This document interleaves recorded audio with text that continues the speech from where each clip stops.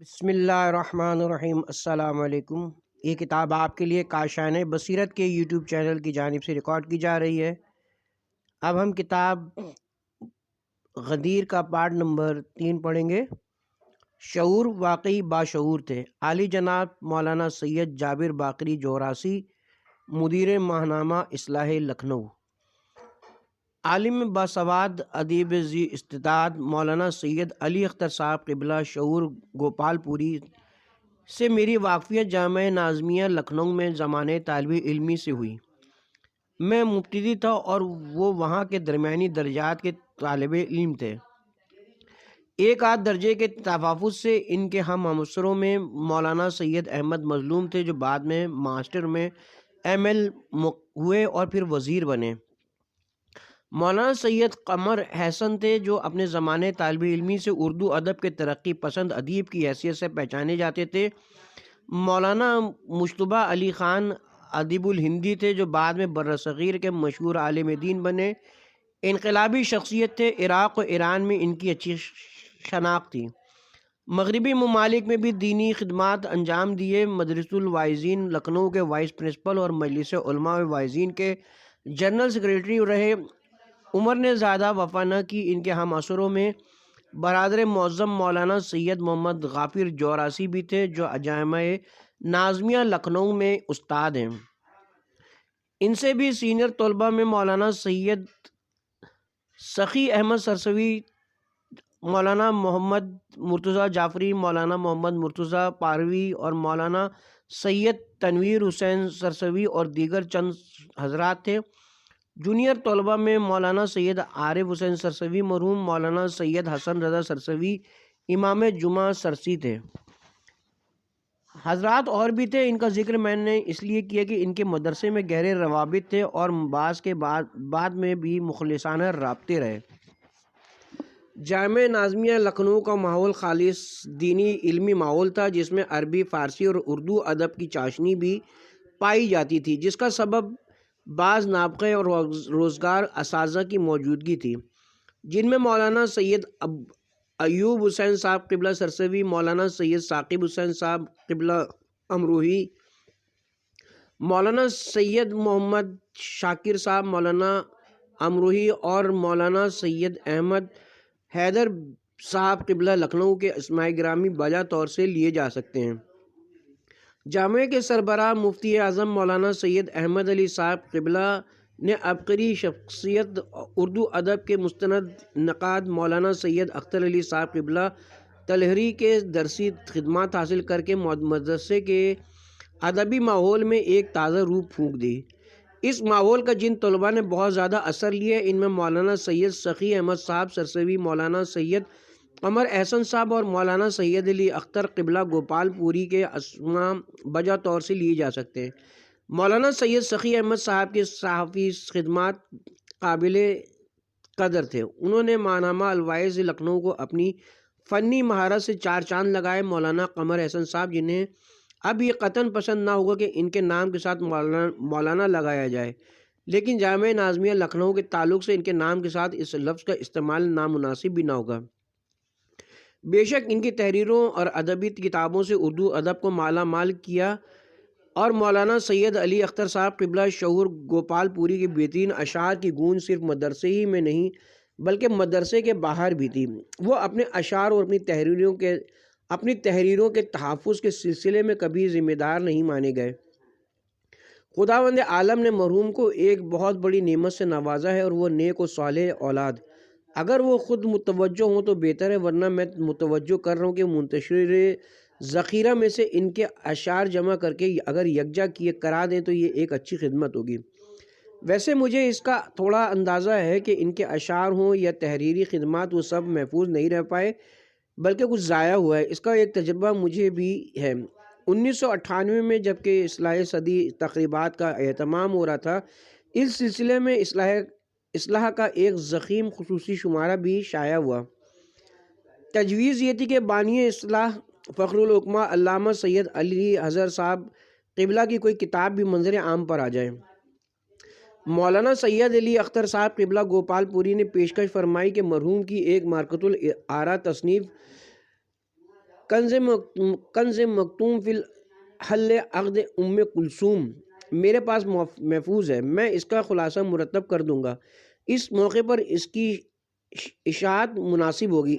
ان کی یہ تجویز مناسب تھی، انہوں نے کام بھی شروع کر دیا بلکہ مکمل کر لیا، اور جب میں نے اسے اشاعت کے لیے مانگا تو انہوں نے انکشاف فرمایا کہ بچوں نے مسودے کے اوراق ادھر ادھر کر دیے ہیں، انہیں تلاش و یکجا کرنا ہے۔ وہ اس کوشش میں کامیاب نہ ہو سکے اور پھر صدی تقریبات کا وقت بھی گزر گیا۔ جس نے محنت کی ہوا سے محنت کے رائگاں ہو جانے کا افسوس زیادہ ہوتا ہے۔ جس نے محنت کی ہو اسے محنت کے رائگاں جانے کا افسوس زیادہ ہوتا ہے، لیکن شاید مجھے اس سلسلے میں ان سے زائد افسوس ہوا۔ مرحوم کی کچھ محنتیں دوسروں سے بھی ضائع ہوئیں۔ انہوں نے اپنی حیات میں جو بہت بڑا کارنامہ انجام دیا ہے وہ علامہ امینی کی لاجواب مسکت الطالب الغدیر کا اردو ترجمہ ہے، جس کی اشاعت ان کی حیاتی میں شروع ہو گئی تھی۔ بعد میں مزید جلدوں کی فکر لاحق اولاد کو ہی، جن صاحب کے سپرد اشاعت کا کام تھا۔ ان سے ترجمے کی چھٹی اور 11ویں جلد ضائع ہو گئی۔ بحمدللہ چھٹی اور 11ویں جلد کا اردو ترجمہ مولانا مرحوم کے لائق فرزند حجت الاسلام مولانا سید شاہد جمال رضوی نے کر کے الولد سر اللہ ابیہ کی عملی تفسیر پیش کر دی۔ معبود انہیں جزائے خیر دے۔ میری نگاہوں میں اس طرح کا ایک کام مجاہد اسلام مولانا سید محمد باقر نقوی مدیر دوم ماہنامہ اصلاح کا ہے۔ اگر ان کے پدر بزرگوار مدیر اول اصلاح حجت الاسلام علامہ سید علی حیدر صاحب قبلہ نے سیرت امیر المومنین کو 10 جلدوں میں پیش کرنے کا اعلان فرما دیا تھا، انہوں نے کئی جلدیں لکھ ڈالیں، لیکن کام بہت بڑا تھا، عمر نے وفا نہ کی۔ ادھورے کام کو ان کے فرزند اکبر مجاہد اسلام مولانا سید محمد باقر نقوی نے آگے بڑھایا، اور جب یہ دیکھا کہ شاید میں بھی زخیم 10 جلدیں مکمل نہ کر سکوں تو انہوں نے اس موضوع پر دوسروں کی اہم کتابوں کی اشاعت کر کے 10 جلدیں مکمل کر لیں۔ شامل شدہ کتابوں میں قضائے امیر المومنین اور ندائے عدالت انسانی بھی ہیں۔ آپ ہندوستان بالخصوص جامعہ نظامیہ لکھنؤ کی تعلیمی پختگی کا اندازہ لگائیں کہ مولانا سید علی اختر گوپال پوری صاحب قبلہ نجف اشرف اور قم مقدسہ کے تعلیم یافتہ نہ ہونے کے باوجود عربی و فارسی بلکہ اردو پر بھی اتنا عبور رکھتے تھے کہ الغدیر کا سلیس اردو زبان میں ترجمہ پیش کر دیا۔ اللہ تعالیٰ ان سے ایک کام لینا تھا اور اس نے لے لیا۔ 1963 میں مدرسہ نظامیہ لکھنؤ میں میرا داخلہ تیسرے درجے میں ہوا تھا۔ اس زمانے میں مولانا علی اختر صاحب قبلہ درمیانی درجات میں تھے۔ اپنی باغ و بہار شخصیت کے ذریعے وہ ہر دل عزیز تھے۔ میری نگاہوں میں وہ منظر بھی ہے کہ وہ اس زمانے میں شدید مریض ہوئے، ان کے منہ سے اتنا خون آتا تھا کہ کمرے میں جگہ جگہ پڑا ہوا تھا۔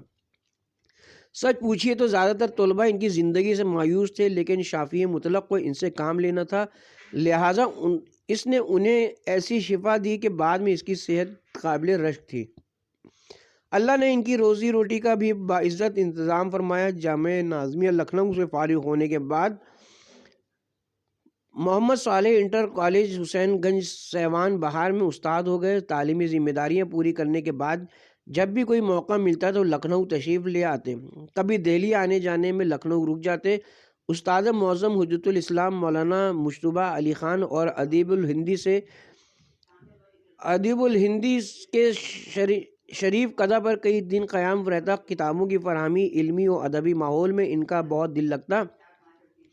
آمد کی اطلاع پر میں بھی حاضر ہو جاتا اور اچھی نشست رہتی۔ میرا پہلے قیام مدرسۃ الواعظین لکھنؤ میں تھا، جہاں سے وائز کی سند حاصل کرنے کے بعد ماہنامہ الواعظ لکھنؤ کا ایڈیٹر ہو گیا تھا۔ یہ بات 1980 کی ہے۔ 1982 میں ماہنامہ اصلاح کی ادارت بھی میرے ذمے آ گئی۔ 1988 میں میں نے ماہنامہ الواعظ کی ادارت چھوڑ دی اور ماہنامہ اصلاح کی ادارت کے سلسلے میں میرا مستقل قیام دفتر اصلاح مسجد دیوان ناصر علی مرحوم لکھنؤ میں رہنے لگا۔ مجھے نہیں یاد کہ مرحوم لکھنؤ تشریف لائے ہوں اور مجھ سے ملنے اور تھوڑی دیر بیٹھ کر کچھ بات کرنے کے لیے مدرسہ الواعظین لکھنؤ یا بعد میں مسجد ناصر علی لکھنؤ میں نہ تشریف لائے ہوں۔ وہ میرے ہاتھ کی بنائی ہوئی چائے پینے کے شائق تھے، لیکن چائے کی پیالی سامنے رکھ کر باتوں میں ایسا مشغول ہوتے کہ باوجود یاد دہانی کے تھوڑی چائے پیتے اور تھوڑی ٹھنڈی ہو جاتی اور کبھی کبھی چائے دوبارہ بنائی جاتی۔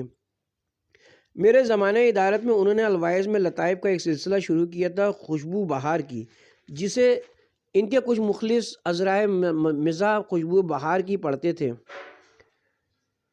دراصل یہ سلسلہ علامہ نعمت اللہ جزائری کی کتاب زہر الربیع کا اردو ترجمہ تھا۔ جتنی قسطیں شائع ہوئی تھیں انہیں یکجا کر کے اگر کتابی شکل دے دی جائے تو یہ بھی ایک دلچسپ کتاب ہوگی۔ مجھے مرحوم کی جو ادا انتہائی پسند تھی وہ ان کا ہم جیسے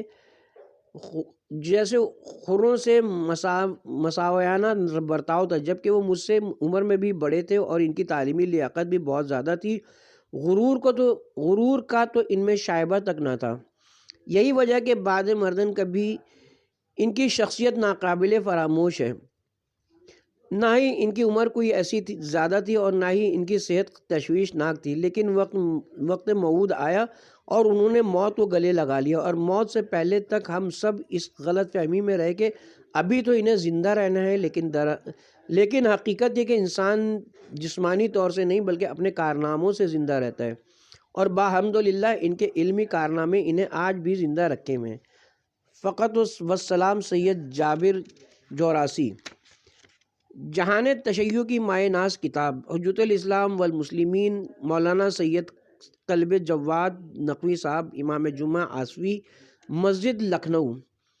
انتہائی مسرت کا مقام ہے کہ جہان تشیع کی مائع ناز کتاب الغدیر کا ترجمہ قرآن و اطرت فاؤنڈیشن کی جانب سے شائع کیا جا رہا ہے۔ مترجم علامہ سید علی اختر شعور گوپال پوری صاحب قبلہ جیسی شخصیت ہے جن کے علم و فضل کے بارے میں بات کرنا سورج کو چراغ دکھانا ہے۔ کتاب الغدیر کی تعریف و توصیف مجھ جیسے ناچیز طالب علم کے بس سے باہر ہے، مگر اتنا ضرور کہوں گا کہ ایک غیر معصوم کے قلم سے کسی معصوم کے فضائل رقم کرنے کی آخری حد کا نام الغدیر ہے، کیونکہ کسی غیر معصوم کے لیے محال ہے کہ وہ کسی معصوم کے فضائل کا احاطہ کر سکے۔ علی فضیلتوں کے اس سمندر کا نام ہے جس کی نہ کوئی تھا اور نہ کوئی حد۔ مولا کے فضائل نفسانی اور کمالات روحانی حد و شمار سے باہر ہیں۔ آپ کے علم، حلم، زہد، تقوی، ورع، صبر، تواضع، حسن خلق، عفو، انفاق، رافت، شجاعت، سخاوت، عبادت، فداکاری و جابازی وغیرہ میں سے اگر کسی ایک صفت پر بھی کچھ تحقیق کی جائے تو آخری میں اقرار کرنا پڑے گا مولا علی تاریخ انسانیت کی وہ نادر شخصیت ہے جن میں متضاد صفات جمع تھیں۔ اگر وہ میدان جنگ میں دنیا کے سب سے بڑے بہادر اور تیز زن تھے تو ساتھ ساتھ دنیا کے ہر شخص سے زیادہ نرم دل اور رقیق القلب بھی تھے۔ جب کسی دشمن دین کا سامنا ہوتا تھا تو کردار میں پتھر کی سی صلابت، اور جب کسی یتیم اور پریشان حال کو دیکھتے تو انداز میں شبنم کی سی لطافت پیدا ہو جاتی تھی۔ ایک طرف اگر تاریخ میں ان سے بڑھ کر کوئی شجاع نہ تھا تو دوسری طرف دنیائے انسانیت میں ان سے بڑا کوئی عالم بھی نہ تھا، اور کیوں نہ ہو جبکہ وہ وارث قرآن و علوم رسالت تھے۔ میں مبارکباد پیش کرتا ہوں ادارے قرآن و اطرت فاؤنڈیشن کے بانی و سیکریٹری حجت الاسلام والمسلمین سید شمع محمد رضوی کو، جو روز و شب اس ادارے کی اہم فعالیتوں میں مصروف و مشغول ہیں، اور متعلقین خصوصاً مرحوم کے فرزند عزیز حجت الاسلام والمسلمین مولانا سید شاہد جمال صاحب قبلہ کو کہ جنہوں نے مرحوم کے اس عظیم کارنامے میں اپنا تعاون پیش کیا اور 6 اور 11ویں جلد کا ترجمہ گم ہو جانے کے سبب اپنے کیے ہوئے ترجمے سے اس سلسلے کو پائے تکمیل تک پہنچایا۔ میں قرآن و اطرت فاؤنڈیشن کی فعالیتوں کے بارے میں بہت زیادہ تعریفیں سنا کرتا تھا، لیکن جب اس ادارے کے اعظم گڑھ کے بعد دوسرے اجلاس مبلغین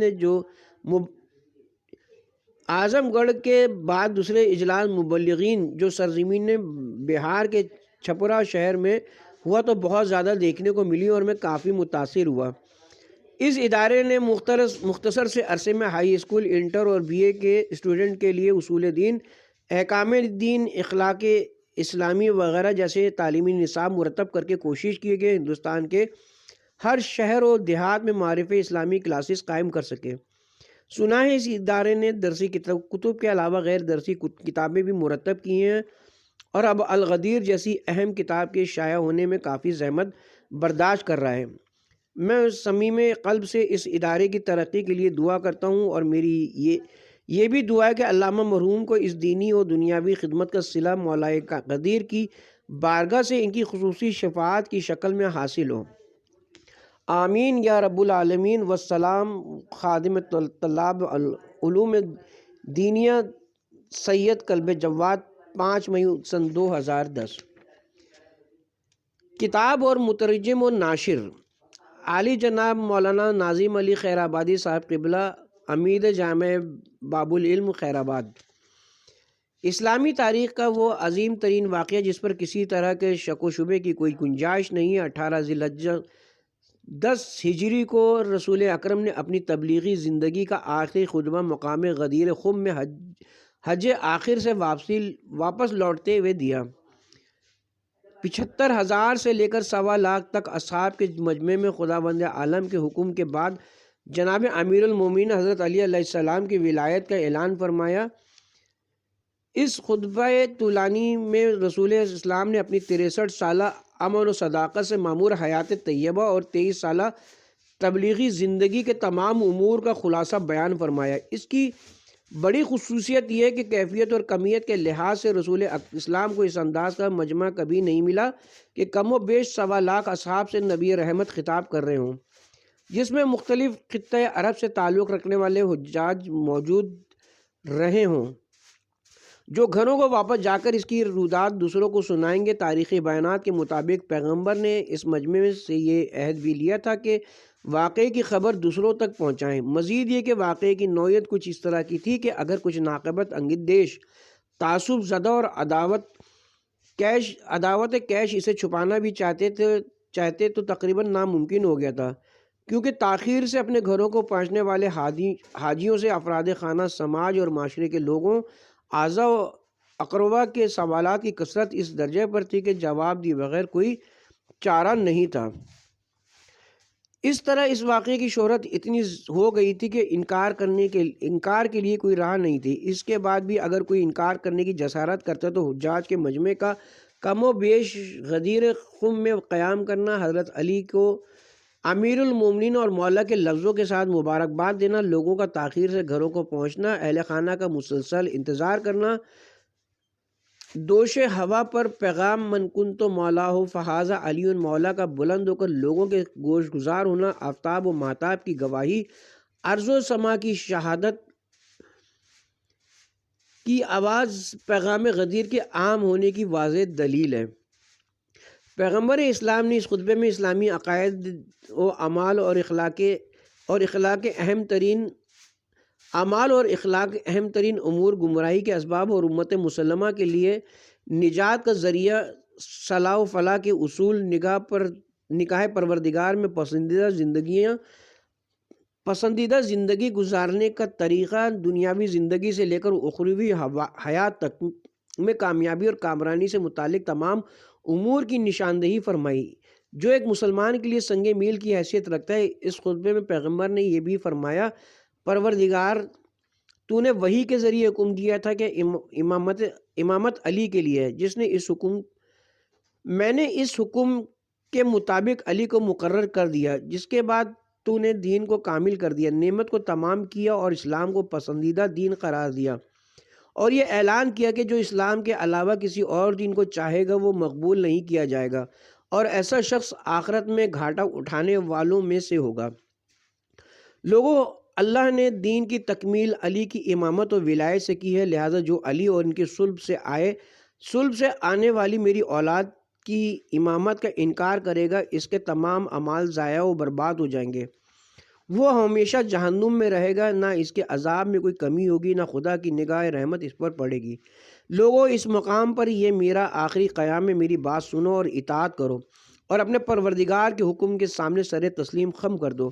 اللہ تمہارا رب، ولی اور پروردگار ہے، اور اس کے بعد اس کا رسول تمہارا حاکم ہے، جو آج تم سے خطاب کر رہا ہے، اور اس کے بعد علی تمہارا ولی اور بحکم خدا تمہارا امام ہے۔ اس کے بعد امامت میری ذریت اور اس کی اولاد میں تا روز قیامت باقی اور قائم رہے گی۔ اقتباس از خطبہ غدیر من کنت مولاہ فہذا علی مولا کے رسالتی اعلان سے قبل پیغمبر نے سارے مجمع سے یہ کہہ کر اقرار اولیت لے لیا تھا، جس کے جواب میں مجمع نے قالوا بلا یا رسول اللہ کا تاریخی جملہ کہا تھا، جو نبی اکرم کے مولا تسلیم کرنے کا واضح ثبوت ہے۔ اس اعلان کی اہمیت کا اندازہ اس سے ہوتا ہے کہ اس سلسلے میں خداوند عالم کی وحی کا انداز یکسر بدلا ہوا تھا۔ حکم خدا کی تبلیغ بھی کرنی تھی اور نہ کرنے پر رسالت کے برباد ہونے کا خطرہ بھی تھا، اور لوگوں کے خطرات سے بچانے کا خدا وعدہ بھی کر رہا تھا۔ دوسری جانب رسول نے وحی کے انداز کو پہچانتے ہوئے قولی اور عملی دونوں طریقے تبلیغ کو استعمال فرمایا کہ زبان سے اعلان ولایت بھی کیا اور امیر المومنین کے بازوؤں کو پکڑ کر بلند کر 1.25 لاکھ کے مجمع کو دکھا بھی دیا، تاکہ کسی طرح کے شک و شبے کی گنجائش نہ باقی رہ جائے۔ تاریخ آدم و عالم میں کسی واقعے کے اتنے اور ایسے گواہ نہیں ملتے ہیں کہ کم و بیش 1.25 لاکھ اصحاب عینی گواہ تھے، اور سب نے فردن مبارکباد دی تھی۔ تاریخ کی بھول بھلیاں میں اگرچہ بہت سے نام گم ہو گئے یا اناد پرست مورخین کی منصوبہ بند سازش نے غائب کر دی ہے، جن کو تلاش کر کے نکال لینا بھی ممکن نہیں معلوم ہوتا، لیکن علامہ امینی نے الغدیر نامی کتاب لکھ کر جہاں واقعے کو ہر جہت سے واضح اور روشن کر دیا ہے، وہیں تحقیق، تنقید اور تنقیح کو بھی بام عروج پر پہنچا دیا ہے۔ علامہ امینی نے تحریر فرمایا کہ واقعہ غدیر کو 110 اصحاب اور 84 تابعین نے نقل کیا ہے، اور 360 علماء محققین اہل سنت نے اپنی کتابوں میں ذکر کیا ہے۔ جن علماء نے ولایت امیر المومنین کے سلسلے میں مستقل کتابیں تحریر کی ہیں، ان کا تذکرہ بھی علامہ امینی نے کیا ہے۔ مستند شعراء کے منظوم کلام بھی واقعہ غدیر کے تعلق سے نقل کیے ہیں۔ یہ لکھنا حق بجانب ہوگا کہ واقعہ غدیر کے سلسلے میں یہ کتاب اپنی نظیر آپ ہے، اور علامہ امینی کی بے مثل قد و کاوش اور علمی تحقیق کا عظیم ترین مجموعہ ہے۔ یہ کتاب 11 جلدوں پر مشتمل ہے۔ علامہ امینی کی اس عظیم، اہم اور افادیت سے معمور کتاب الغدیر کے دنیا کی ہر زبان میں ترجمے کی ضرورت تھی، جس کے بولنے، لکھنے اور پڑھنے والے پائے جاتے ہوں، تاکہ اس سے فائدہ حاصل کر سکے۔ الحمدللہ اس کا اردو ترجمہ محقق بصیر، ادیب بے نظیر، شاعر بے مثل، مؤلف و مترجم بے عدیل مولانا سید علی اختر صاحب ممتاز الفاضل نے نہایت معتبر انداز میں کیا، جس میں محاورات تو ضرب المثال کا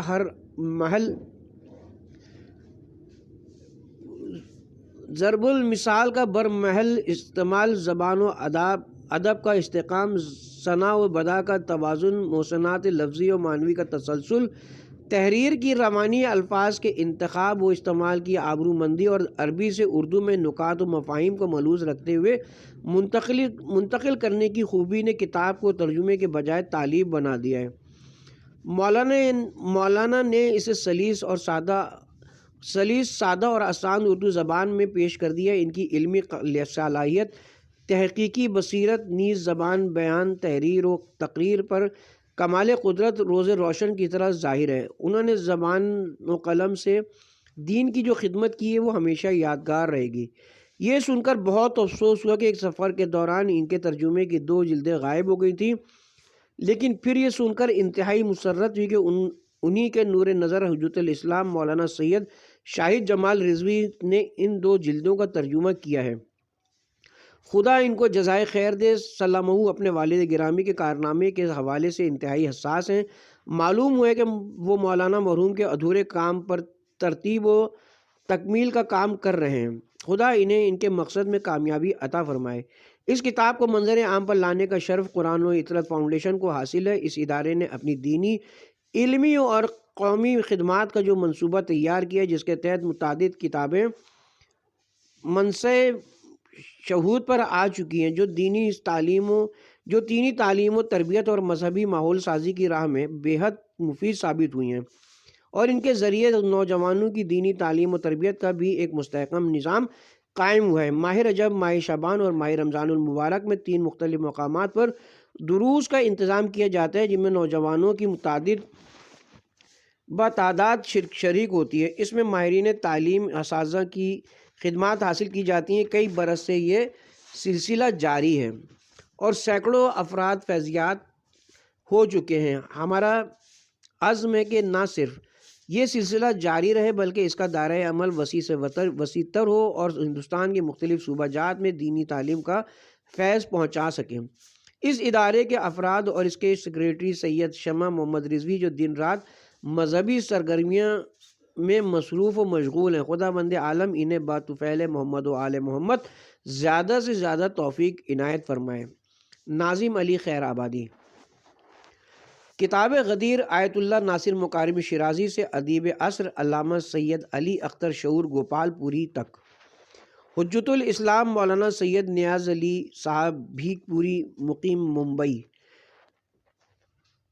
کوچہ بیگ دلی صفائے قم المقدسہ اپنے گھر میں آیت اللہ اعتمادی کی درسی کیسٹ میں مشغول تھا کہ یکایک گھر کی گھنٹی کی آواز سنائی دی۔ دروازہ کھولا تو آیت اللہ مکارم شیرازی کے ڈرائیور جن کا نام آبشار تھا دکھائی دیے۔ ہم دونوں ایک دوسرے کو اچھی طرح جانتے تھے اور ہم دونوں میں کافی نزدیکی سلام علیک بھی تھا۔ آبشار نے آقا کا پیغام مجھ تک پہنچایا۔ انہوں نے کہا کہ سید نیاز 3:30 بجے بعد الظہر آقا نے تمہیں اپنے دفتر میں بلایا ہے، لہٰذا وقت مقررہ پر آ جانا۔ میں وقت معینہ پر آقا کے دفتر میں پہنچا۔ آقا تشریف فرما تھے۔ میں نے سلام کیا۔ آقا نے جواب میں سلام دیا اور فرمایا سید نیاز تمہیں یہاں اس لیے بلایا ہے کہ تاکہ الغدیر جیسی اہم و نایاب کتاب کا اردو زبان میں بھی ترجمہ کیا جا سکے، لہٰذا اس کام کے لیے کسی ایسے شخص کا انتخاب کرو جو اردو کے ساتھ ساتھ عربی اور فارسی زبان پر بھی مہارت رکھتا ہو۔ میں نے اسی وقت آقا کی خدمت میں 3 نام پیش کیے: مرحوم علامہ سید علی اختر صاحب، مرحوم و مغفور شاہد زعیم فاطمی اور استاذی العلام جناب مولانا شاہ مظاہر حسین صاحب، امید جامعہ اسلامیہ کھجوا۔ آقا نے استخارے پر حمل کیے تو قرۂ فعال مرحوم علامہ علی اختر کے نام آیا۔ آقا نے آنے واحد میں حکم دیا کہ علامہ علی اختر کو ایران بلانے کا کام شروع کر دو۔ میں نے سر و چشم کیا اور دفتر سے خدا حافظی کے ساتھ نکلا۔ چونکہ کام نہایت ہی اہم تھا لہٰذا میں نے وہاں سے استاد محترم مولانا روشن علی صاحب کے پاس گیا۔ میں نے مرحوم استاد سے ساری باتیں دہرائیں۔ مرحوم نے برجستہ کہا کہ نیاز تمہارے انتخاب کی داد دینی پڑے گی، علی اختر سے اچھا اس کام کے لیے کوئی دوسرا نہیں ہو سکتا۔ استاد محترم روشن علی صاحب کا کہنا تھا کہ نیاز بر صغیر میں ہماری نظروں میں اگر کوئی ادیب ہے تو وہ علی اختر شعور ہیں۔ میرا دل باغ ہو گیا۔ میں علامہ کو حوزہ علمیہ قم المقدسہ بلانے کی تیاری میں لگ گیا۔ رابطہ قائم کیا۔ کچھ دنوں کے بعد مجھے کافی خوشی میسر ہوئی جب مرحوم علامہ کا جواب دستیاب ہوا۔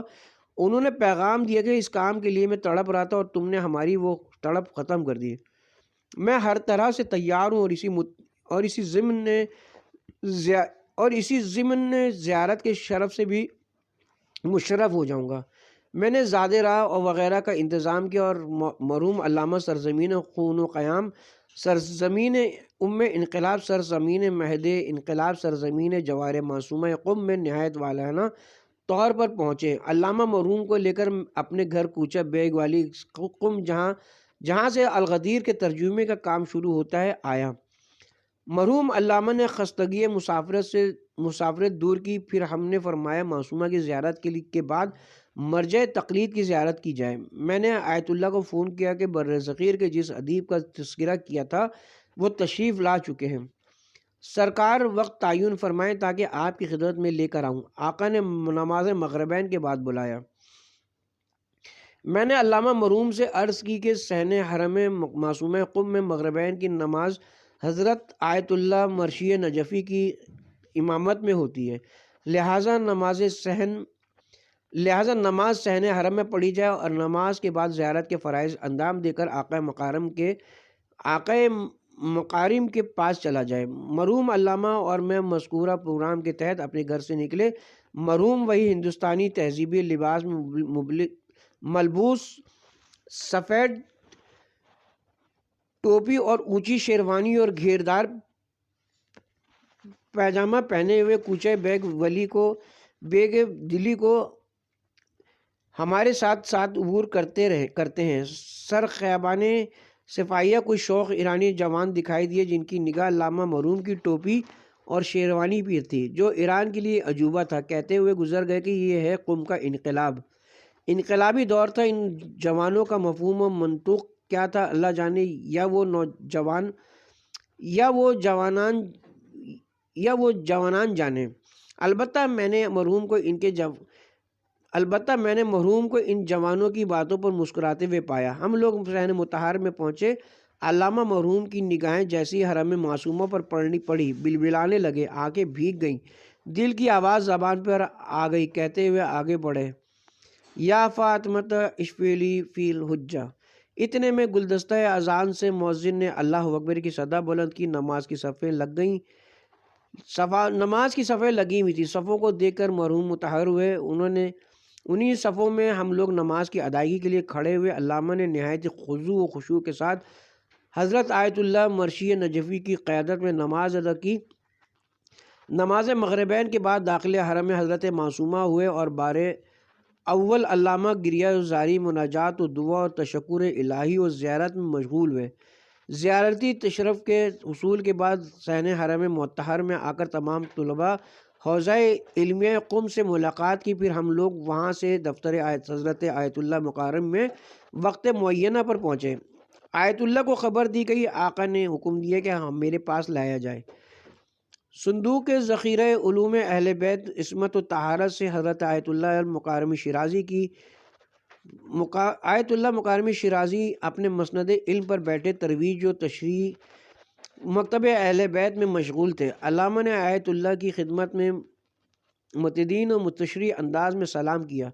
آقا نے جواب سلام دیا۔ مرحوم والہانہ انداز میں مصافحہ اور دستبوسی میں مشغول ہوئے۔ میں نے اجمالی طور پر تعارف کرایا۔ آقا نے علامہ سے سفری حالات پوچھے۔ علامہ نے جواب دیا، سرکار نے ایک عظیم کار خیر کے لیے بلایا ہے، بھلا سفر میں کیسے کوئی پریشانی ہوتی۔ گفتگو کے دوران خادم صاف و شفاف چمکتے ہوئے لیوان میں زعفرانی رنگ کی ایرانی چائے لے کر آیا۔ آقا نے چائے کی طرف اشارہ فرمایا۔ مرحوم چائے پینے لگے۔ مرحوم کو چائے اتنی اچھی لگی کہ تقریباً 1 گھنٹے کی ملاقات میں 3 لیوان چائے پی گئے۔ آخر کار آقا نے مرحوم سے فرمایا، آپ اپنے انداز میں اس کتاب پر کچھ روشنی ڈالیے اور مجھ تک بھیجیے۔ ہم لوگ خدا حافظی کے بعد وہاں سے باہر نکلے۔ المختصر وہاں سے ہم لوگ کوچے بیگ والی اپنے گھر آئے اور عقل و شرب کے بعد مرحوم علامہ قلم و کاغذ لے کر بیٹھ گئے اور آقا کے حکم کے مطابق اپنے احساسات لکھنے میں مشغول ہو گئے۔ آیات کرام و جواہر مقدسات نیز اہل بیت اطہار علیہم السلام کی دل میں رچی بسی فضیلت صفحات پر لکھ کر ہمیں سنانے لگے، اور ہماری وجدی کیفیت کا یہ عالم ہوا کہ ہم فوراً تحریر لے کر آیت اللہ کے دفتر پہنچے۔ چونکہ علامہ نے اردو میں تحریر کیا تھا، لہٰذا آقا نے حکم دیا کہ فارسی میں ترجمہ سناؤ۔ میں نے اسے اردو سے فارسی میں ترجمہ کیا۔ آقا کے چہرے سے خوشی کے آثار جھلک رہے تھے۔ ہمارے خیال سے آقائے مکارم شکر الہی بجا لانے لگے کہ جیسے مترجم کی تلاش تھی ویسے ہی مل گیا۔ الغدیر جیسی کتاب کے ترجمے کے لیے علامہ علی اختر سے بہتر شاید نہ ملتا۔ خوشی سے اچھل پڑے اور مجھ سے فرمایا کہ الغدیر کی ساری جلدیں ان تک پہنچا دو تاکہ اس امر کو جلد از جلد انجام دینے میں مشغول ہو جائیں۔ علامہ غدیر کے ترجمے مشغول ہو گئے اور اپنے ساتھ مجھے بھی شامل کیا۔ پہلی جلد کے ترجمے میں مجھے شامل کیا۔ تقریباً 12-15 صفحات میں نے ترجمہ کر کے علامہ کو دیا تو جھومنے لگے اور خوش ہو کر فرمایا، ان کا جملہ آج تک مجھے یاد ہے کہ مرحوم نے فرمایا تھا، نیاز تمہارے اندر خدا داد صلاحیتیں، تم انہیں نکھارو۔ میں نے سرسری جواب دیا کہ کیوں نہ ہو، آخر آپ ہی کا شاگرد ہوں۔ علامہ مرحوم کی کاوشوں کا نتیجہ الغدیر کی پہلی جلد منظر عام پر آئی، جو نہایت ہی مقبول ہوئی اور دانشوران کے زیر مطالعہ رہی۔ کچھ ترجمے ممبئی کے سفر میں گم بھی ہو گئے تھے۔ اس کے باوجود علامہ نے اپنی محنت و مشقت سے ان امور کی انجام دہی کی۔ چندین افراد نے اس کتاب سے بھی مال کمایا اور نام بھی اور علامہ کو استحصال بھی کیا، جنہیں زیر قلم نہیں لانا چاہتا۔ ترجمہ برعکس رہا، دوسرے ان کے قلم سے مالا مال ہو گئے، لیکن خود علامہ دنیا سے گئے تو خالی ہاتھ گئے۔ یہ تو صحیح ہے کہ وہ رحمت الہی کی بے کراں فضائیں اور مشیت ایزدی کی راحت رسا آغوش میں نہایت سکون و اطمینان سے ہیں، لیکن ہم لوگوں کو دائمی جدائی کا مرثیہ پڑھنے کے لیے چھوڑ گئے۔ دل صد پارہ بخیہ گری سوزن خدمت اہل بیت عصمت و طہارت کے سوا ممکن نہیں۔ اسی لیے خداوند عالم نے ان کے فرزند حجت الاسلام والمسلمین جناب آقا سید شاہد جمال رضوی کو موروثی علم سے نوازا۔ الحمدللہ انہوں نے اپنے والد گرامی کے کارنامے کو تکمیل کے مرحلے تک پہنچاتے ہوئے 6 اور 11ویں جلد کا ترجمہ کیا۔ اس کے علاوہ سلمہ حجت الاسلام والمسلمین جناب شمع محمد رضوی کی ہم آہنگی میں پدری مکتوبے کو عوام کے سامنے پیش کرنے میں مشغول ہیں۔ خداوند عالم ان لوگوں کو مزید توفیقات سے عنایت فرمائے تاکہ یہ لوگ اپنی شرعی ذمہ داریوں کو بنحو احسن انجام دے سکیں۔ والسلام ورحمۃ اللہ وبرکاتہ۔ سید نیاز علی رضوی، 20 مئی سن 2010۔